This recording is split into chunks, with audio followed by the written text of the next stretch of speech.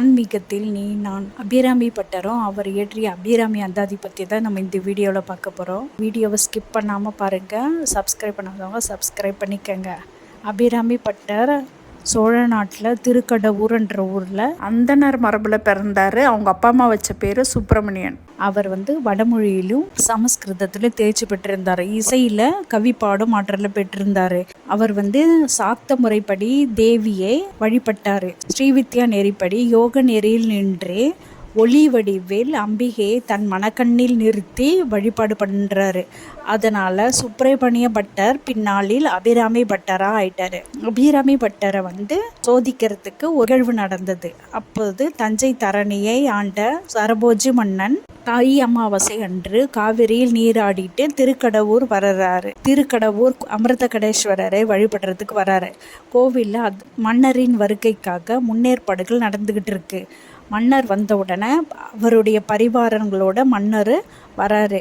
மன்னருக்கு பூர்ண கும்ப மரியாதையுடன் யானை மாலை அணிவித்து அவரை வரவேற்கிறாங்க.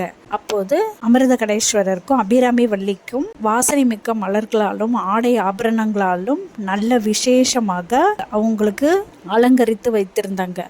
மன்னர் வந்த உடனே 108 சங்க அபிஷேகம் செய்து மன்னர் இருகரம் கூப்பி அமிர்தகடேஸ்வரரை வழிபடுறாரு. அப்போ மன்னரும் பரிவாரங்களும் கோவிலுக்குள்ளே வந்த உடனே பக்தர்களும் மக்களும் ஊர் மக்களும் ஒதுங்கி நிற்கிறாங்க. அப்போ ஒருத்தர் அம்பிகையே மனக்கண்ணில் நிறுத்தி தியானம் பண்ணிக்கிட்டு இருந்தார். அப்போது அவர் மன்னரை கவனிக்கல. மன்னர் என்ன சென்றாரு, இவர் யாருன்னு மக்கள் கிட்ட கேட்குறாரு. இவர் ஒரு பித்தர்ன்னு சொல்கிறாங்க.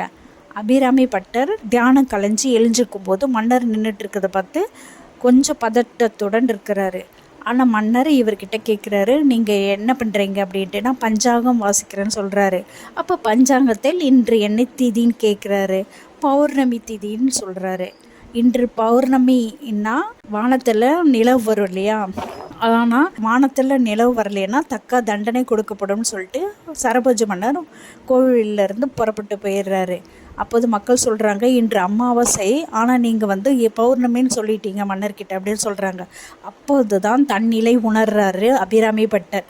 உடனே அபிராமி வள்ளிக்கிட்ட ஓடி போய் கண் கலங்கி அழறாரு. கோவில் வாசலில் விறகுலாம் போட்டு தீ மூட்டி மேல் விட்டம் அமைத்து 100 கயிறுல உரி அமைச்சுக்கிட்டு எழுத்தாணி ஓலைச்சுவடி கத்தி எடுத்துட்டு அந்த மேல் விட்டத்தில் ஏறி அம்மனை மனசில் நினச்சி பாடுறாரு. அப்படி பாடும்போது அவர் பாடுற அந்த பாடல் தான் அபிராமி அந்தாதி.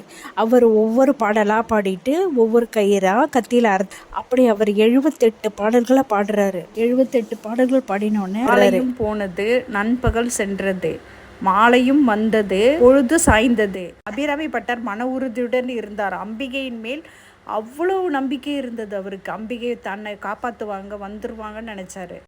விழிக்கே அருள் உண்டு அபிராமி வள்ளி, வேதம் சொன்ன விழிக்கே வழிபட நெஞ்சம் உண்டு எமக்கு அப்படின்னு முடித்த உடனே அபிராமி வள்ளி தன்னுடைய திருவிளையாடலை முடிச்சுட்டு அவர் முன்னாடி தோன்றி தன் காதில் அணிந்திருந்த தங்க தடாகையை வானத்தில் தூக்கி வீசுகிறாங்க.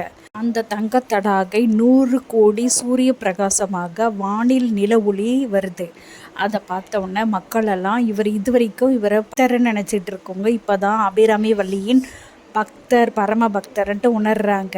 அப்படி அவர் பாடிய அந்த 100 பாடல்கள் தான் அபிராமி அந்தாதி.